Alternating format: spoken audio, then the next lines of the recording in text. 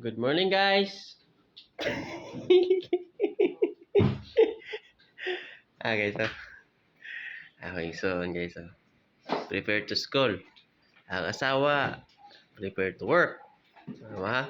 English na guys, ha? Sabi ni siya atang ang isuon.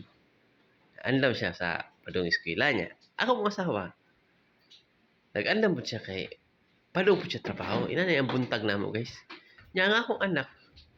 Tawa, isa is my two daughters, guys. Oh. Mo ni akong duha ka buk nga anak na babae. Kaning usa na akong magwangan. Ako lang sa ni paabsinon ron kay kuan man ulan nya wala may mabilin may bilin aning gamay so sunod na lang ni wala problema og maabsin akong anak kay ngano guys kuan naman ni siguro na yung pasar oh hi pet inani gini mga walay ligo guys kay morning pa man good morning guys see you in our next vlog thanks for watching bye